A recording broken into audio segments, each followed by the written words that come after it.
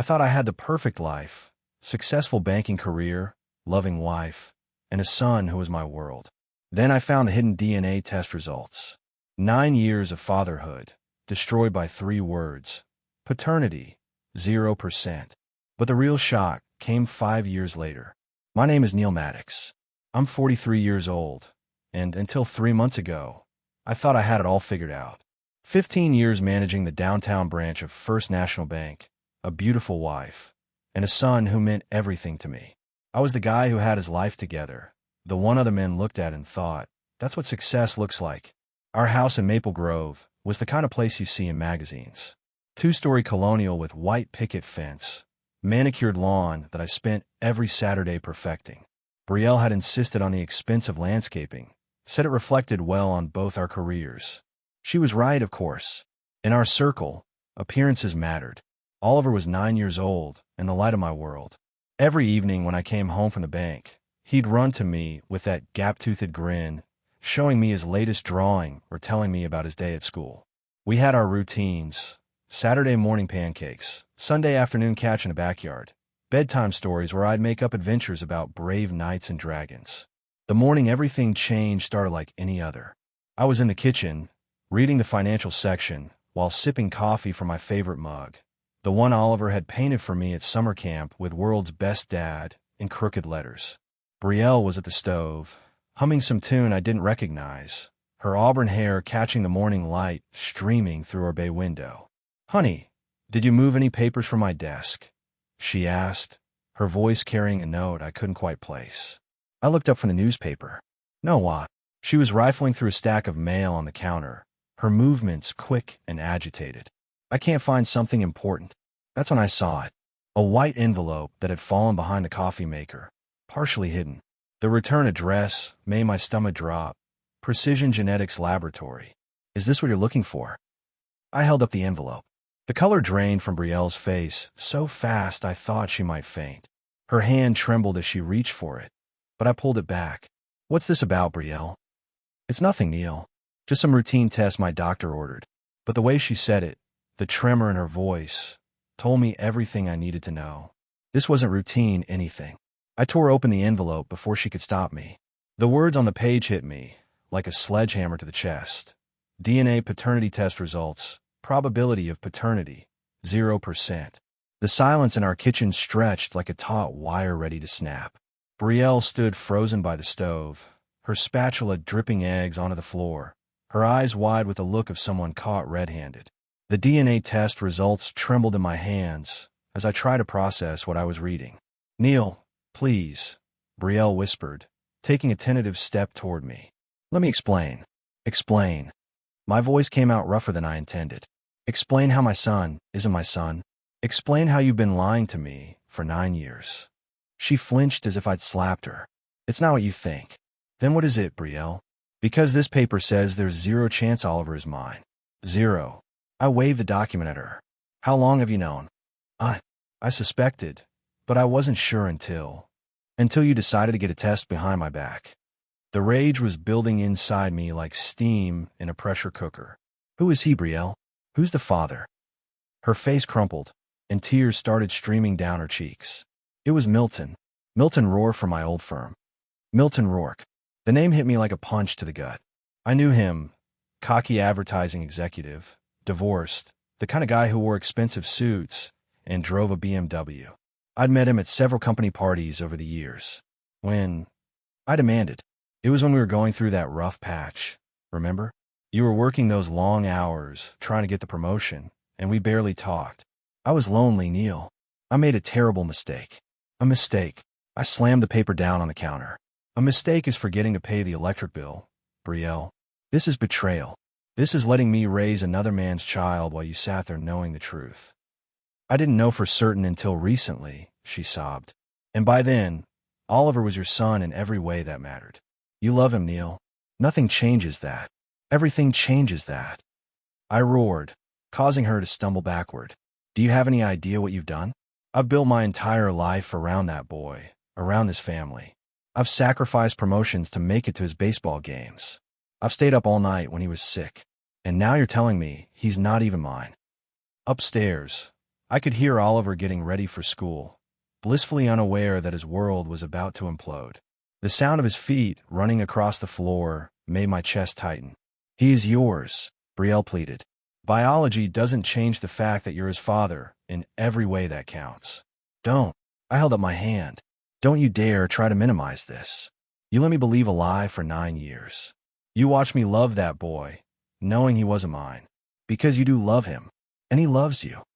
The sound of Oliver's bedroom door opening upstairs made us both freeze. His voice drifted down cheerfully. "Dad, Mom, I'm ready for school." I looked at Brielle, my heart breaking for the innocent boy upstairs who had no idea his world was about to shatter. I couldn't look at Oliver during breakfast. Every time he smiled at me with those bright eyes, asking about his upcoming baseball game, I felt like I was drowning. How do you sit across from a child who calls you dad, knowing everything you believed was built on lies? "Dad, are you okay?" Oliver asked, his spoon halfway to his mouth. "You look funny."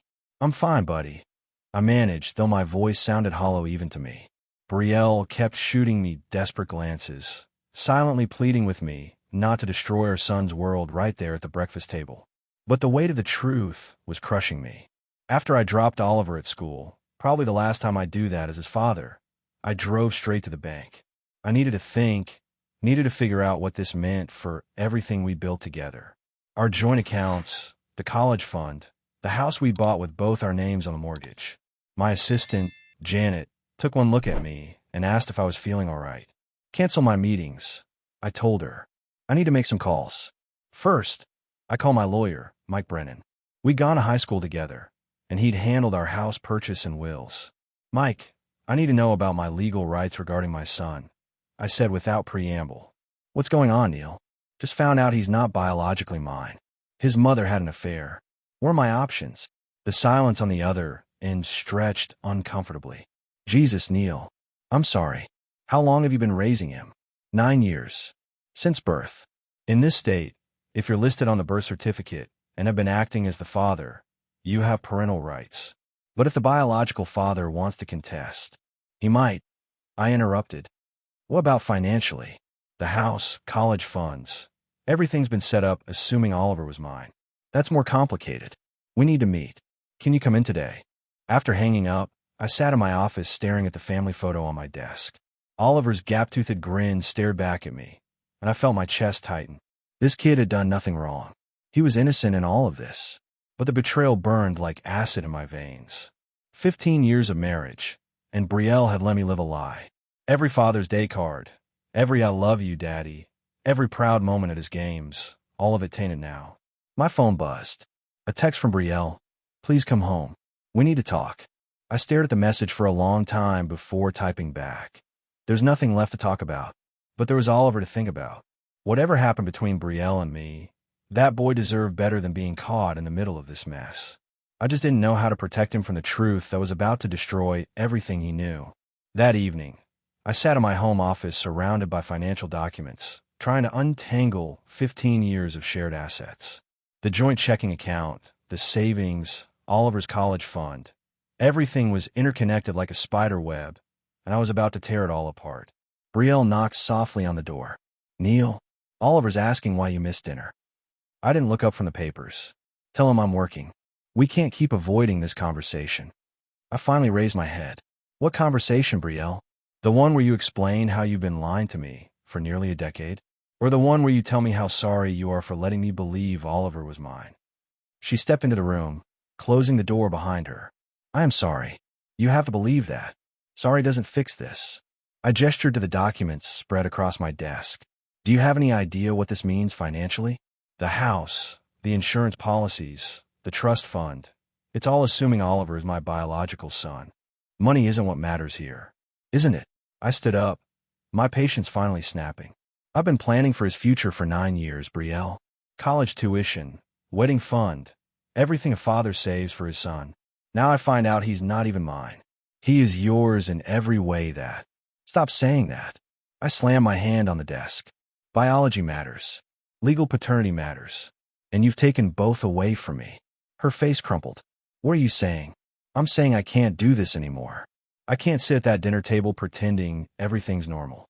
I can't read him bedtime stories knowing his real father is out there somewhere, probably not even caring that he exists. So what? You're just going to abandon him? The accusation hit like a slap. I'm not abandoning anyone. But I need time to figure out what this means, what my legal rights are, what kind of future we're all looking at. And in the meantime, what do I tell Oliver? I looked at her for a long moment. This woman I'd loved and trusted for 15 years. Tell him the truth. Tell him his father needs some time to think. That night, after Oliver had gone to bed asking why Daddy seemed sad, I packed a bag. I couldn't stay in that house, sleeping next to the woman who'd betrayed me, listening to the boy who wasn't mine breathing softly in the next room. I checked into a hotel downtown, paying cash so there'd be no paper trail. For the first time in years, I was completely alone with my thoughts.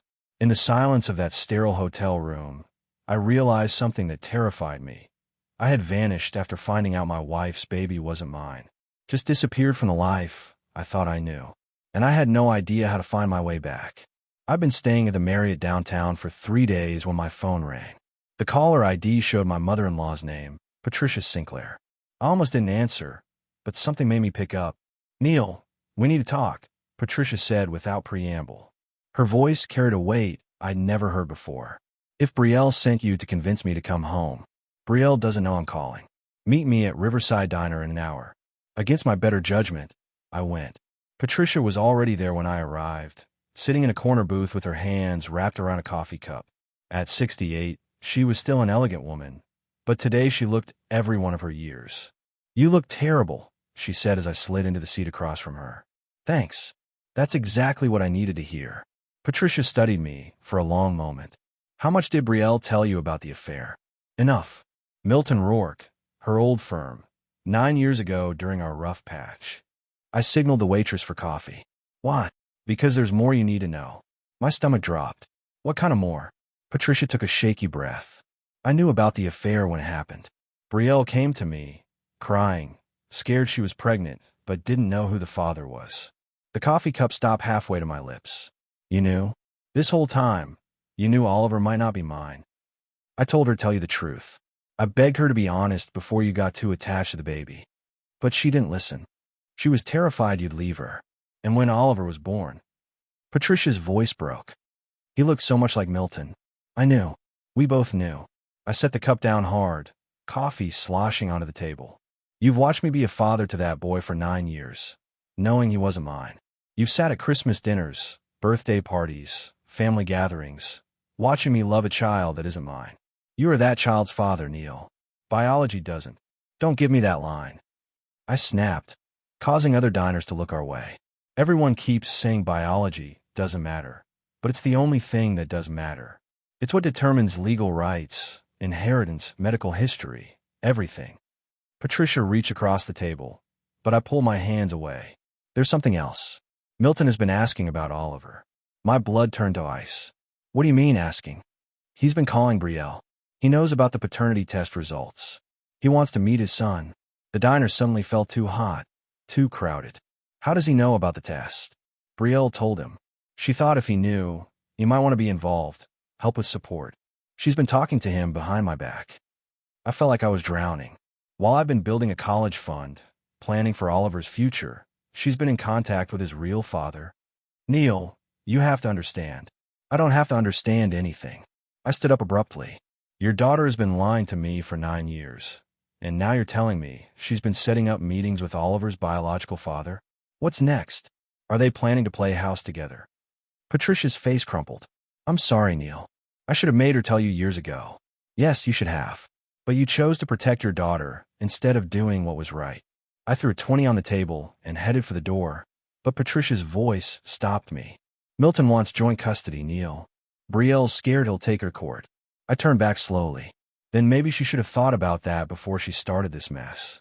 Back in my hotel room, I paced like a caged animal. The walls felt like they were closing in, and I needed to do something, anything, to regain control of my life. That's when I remembered something from my banking days. Milton Rourke's company had been shopping for commercial loans. I made some calls, pulled some strings, and within hours I had the inside scoop on Rourke and Associates' financial situation. They were leveraged to the hilt, behind on several major accounts, and desperately needed a bridge loan to keep their doors open. By Thursday afternoon, I was sitting across from Milton in his glass office, watching him squirm as I laid out the terms of his company's loan application. "Mr. Maddox," Milton said, clearly recognizing my name but trying to maintain professionalism, "I appreciate you taking this meeting personally." "It's my pleasure," I replied, enjoying the irony. "I always like to handle sensitive accounts myself." Milton was exactly what I'd expected: slick hair, expensive suit, the kind of guy who thought charm could get him out of any situation. He had no idea he was about to get a lesson in consequences.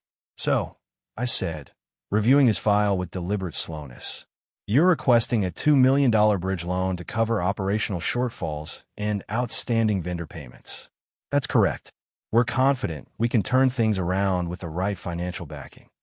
I leaned back in my chair, studying him. "Tell me, Milton, how do you handle personal responsibility? When you make mistakes, do you own up to them, or do you let other people deal with the consequences?"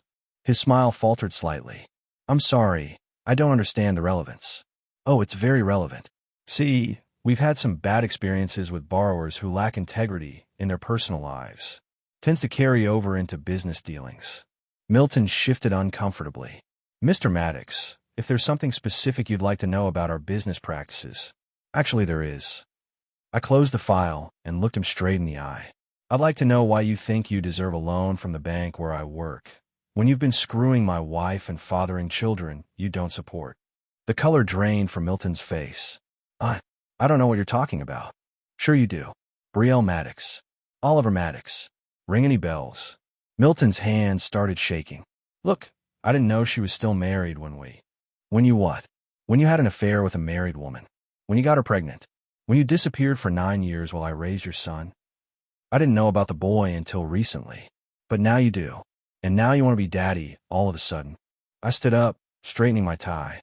"Here's what's going to happen, Milton. Your loan application is denied. Your company is going to fold within 6 months. And if you come anywhere near my family, I'll make sure every bank in this city knows exactly what kind of man you are." Milton jumped to his feet. "You can't do this. This is personal vendetta." "You're damn right it's personal. You destroyed my family. Now I'm returning the favor." I walked toward the door, then paused. "Oh, and Milton, stay away from Oliver. He already has a father." The look of panic in Milton's eyes as I left his office was worth every sleepless night I'd endured since finding that DNA test. Some battles are fought in courtrooms. Others are fought in boardrooms. And sometimes, the best revenge is simply being better at the game than your opponent. 6 months after I destroyed Milton's loan application, he made good on his threat. The custody papers arrived on a Tuesday morning, delivered by a process server who seemed almost apologetic about disrupting my breakfast at the hotel restaurant. "Petition for establishment of paternity and joint physical custody," I read aloud to my lawyer, Mike Brennan, later that morning in his office. "He's got grounds," Mike said grimly, reviewing the documents. "DNA evidence, biological paternity, and a decent argument that he's been financially supporting the child." "Supporting him how?" "He's been broke for months." "Apparently not anymore. Look at Exhibit C." I scanned the financial documents Milton had submitted.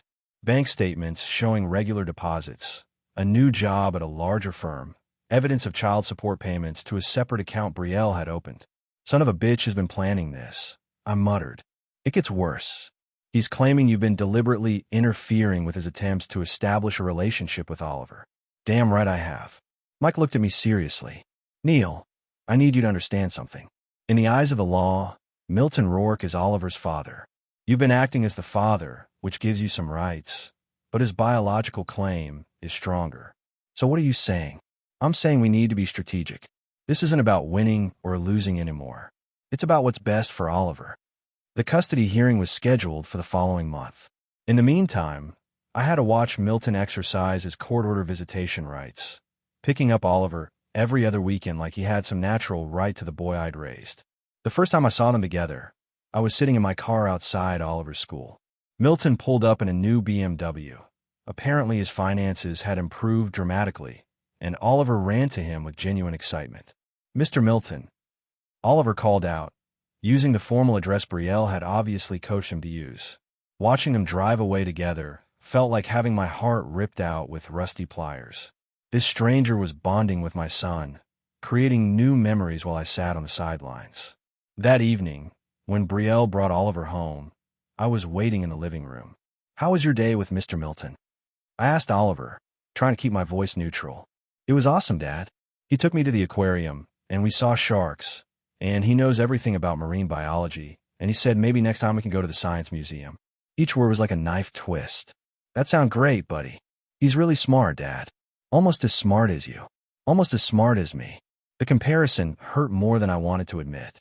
After Oliver went to bed, I confronted Brielle in the kitchen. "You're coaching him to like Milton." "I'm helping him adjust to having another important adult in his life," she said defensively. "Important adult?" 3 months ago, Oliver didn't even know Milton existed. "And whose fault is that?" Brielle snapped. "Maybe if you hadn't spent the last 6 months trying to destroy Milton's life, they could have had a normal introduction." "Normal? There's nothing normal about this situation, Brielle. Nothing normal about a 9-year-old boy suddenly having 2 fathers because his mother had an affair." The slap came so fast I didn't see it coming. My cheek stung, but not as much as the truth of what I'd said. "Don't you ever speak to me like that again," Brielle hissed. "I made a mistake, Neil. One mistake, and I've been paying for it every day for 9 years. So have I. The difference is, I didn't know I was paying for it." The custody hearing was a nightmare. Milton's lawyer painted me as a vindictive ex-husband who was using Oliver as a pawn in my war against his biological father. My lawyer tried to argue that I was the only father Oliver had ever known, but the judge seemed more interested in biological rights than emotional bonds. "Mr. Maddox," Judge Harrison said during my testimony, "while I appreciate the role you've played in Oliver's life, the court must consider the biological father's constitutional rights to his child." "Your Honor," I replied, trying to control my anger, "Oliver doesn't know Milton is his biological father. He thinks of him as a family friend. Suddenly forcing them into a father-son relationship could be psychologically damaging." "That's exactly why we're here," Milton's lawyer interjected. "My client has the right to establish a meaningful relationship with his son, and Mr. Maddox has been actively preventing that." The judge awarded Milton supervised visitation every other weekend, with the possibility of overnight visits after 6 months if the relationship progressed well. I was granted continued custody as the psychological father, but the writing was on the wall. That night, I did something I'd never done in my adult life. I got drunk. Seriously, blackout drunk. I started at Murphy's Pub downtown and worked my way through half the bars in the city, telling anyone who'd listen about the injustice of the family court system. I woke up the next morning in a jail cell with a pounding headache and no memory of how I'd gotten there. Public intoxication and disturbing the peace, the desk sergeant told me when I was released. "You're lucky nobody pressed charges for the other stuff." "What other stuff?" "You tried to fight 3 different guys last night. Kept saying something about them stealing your son." The humiliation was complete. I'd gone from respected bank manager to drunk, making scenes in public. But somehow, hitting rock bottom felt like a relief. At least now I knew exactly where I stood. When I got back to my hotel room, there was a message from Mike Brennan. "Neil, we need to talk." Milton's lawyer called. "They're filing for increased custody." "Call me." I stared at the phone for a long time before dialing. "How much increased?" I asked when Mike answered. "Joint physical custody. 50-50 split. Over my dead body." "Neil, listen to me. You need to get your act together. If the judge hears about last night's incident, it's going to hurt your case. You need to show that you're the stable parent here." "Stable? My wife cheated on me, lied to me for 9 years, and now another man is trying to take my son. How exactly am I supposed to be stable?" "By being the man Oliver needs you to be. By fighting for him instead of fighting against Milton." "What's the difference?" "The difference is strategy. You can't win a war against Milton's biology, but you can win the war for Oliver's heart." Mike was right, but it didn't make the reality any easier to swallow. Milton wasn't going away. If anything, he was getting stronger, more confident, more involved in Oliver's life. I had to find a way to fight this battle without losing myself in the process. 5 years. 5 years since I'd walked away from Maple Grove, from the house with the white picket fence, from the life I thought was mine. 5 years of living in different cities, different jobs, different identities. I'd become a ghost in my own life. I was managing a small credit union in Portland, Oregon, when she found me, living under my middle name, Neil Joseph instead of Neil Maddox. I thought I'd cover my tracks well enough. I was wrong. The knock came on a Tuesday evening while I was grading loan applications in my studio apartment. Through the peephole, I saw a woman I barely recognized. Brielle stood there, older, grayer, wearing the kind of tired expression that comes from years of carrying guilt. "Hello, Neil," she said when I opened the door. "How did you find me?" "It took 3 years and 2 private investigators, but I found you." I didn't invite her in. We stood in my doorway like strangers, which I suppose we were now. "Why?" I asked. "Because Oliver deserves to know where his real father went." "His real father?" I thought that was Milton. Brielle's face crumpled. "Milton got his joint custody. Then he got bored. Turns out playing weekend dad wasn't as fulfilling as he thought it'd be. He moved to Chicago 2 years ago. Sends a birthday card twice a year, if Oliver's lucky." The irony was bitter. I'd lost my son to a man who'd ultimately abandoned him anyway. "Oliver asks about you," Brielle continued. "Every birthday, every Father's Day, every time something good happens in his life. He wants to tell his dad about it. I'm not his dad anymore. The courts made that clear. The courts were wrong." She pulled out her phone, showing me a picture of a 14-year-old boy who looked exactly like I had at that age. "Look at him, Neil. Really look." I stared at the photo. Oliver had grown tall, gangly, with my stubborn chin and my mother's eyes. He was wearing a Little League uniform, holding a trophy, grinning with gap-toothed pride. "He made varsity as a freshman," Brielle said softly. "First freshman in school history. He wanted you to know." My chest tightened. "Brielle, why are you here?" "Really? Because I need to tell you something I should have told you years ago." She took a shaky breath. "I had another paternity test done last year. A legitimate one, not the fake one Milton paid for." The world tilted. "What?" "Oliver is yours, Neil. He's always been yours. Milton bribed the lab technician to falsify the first results. He wanted me back, and he knew if you thought Oliver wasn't yours, I'd have no choice but to rely on him." I grabbed the doorframe to steady myself. "Are you telling me?" "I'm telling you that my biggest mistake wasn't the affair. It was believing Milton when he showed me those fake DNA results. It was letting you walk away thinking you weren't Oliver's father." The rage that flooded through me was unlike anything I'd ever experienced. 5 years. 5 years of exile, of believing I'd raised another man's child, of watching from a distance as my son grew up without me. "You destroyed my life over fake test results?" "Milton destroyed all our lives. But I let him. And I've spent every day since trying to find a way to make it right." The flight back to my hometown felt like traveling through time.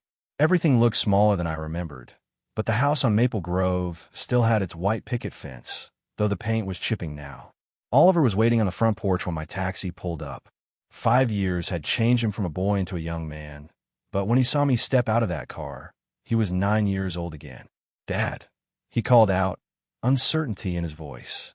"Yeah, buddy, it's me." He ran to me then, this 14-year-old kid who should have been too cool for hugging his father, and wrapped his arms around me like he was afraid I'd disappear again. "I knew you'd come back," he whispered into my shoulder. "I always knew." That evening, the 3 of us sat in the living room that had once been our family sanctuary. Oliver curled up between Brielle and me on the couch, like he used to when he was small. "What happens now?" Brielle asked. I looked at my son, my real son, my biological son, the boy I should never have doubted was mine. "Now we figure out how to be a family again. All of us." Oliver asked hopefully. I met Brielle's eyes across our son's head. There was love there still, buried under years of pain and betrayal, but also something more important: understanding. "I don't know if your mom and I can go back to being married," I told Oliver honestly. "Too much has happened. Too much trust has been broken. But we'll always be your parents. Both of us. Together." Brielle nodded, tears streaming down her face. "Together." "What about Milton?" Oliver asked. "Milton's not part of this family," I said firmly. "He never was. And he never will be." 6 months later, I moved back to town and taken a position at my old bank. Brielle and I were in counseling, taking things one day at a time. Some days were good, some were painful, but we were committed to rebuilding something honest. Oliver thrived with both his parents back in his life. His grades improved, his confidence soared, and he made varsity baseball as a sophomore, another first in school history. The house with the white picket fence got a fresh coat of paint. The mortgage was back in my name only. And every evening when I came home from work, Oliver would run to greet me with that same gap-toothed grin, older now, but no less bright. We'd lost 5 years to Milton's lies, but we had the rest of our lives to make up for it. Sometimes the greatest victory isn't avoiding the battle. It's surviving it and finding your way home.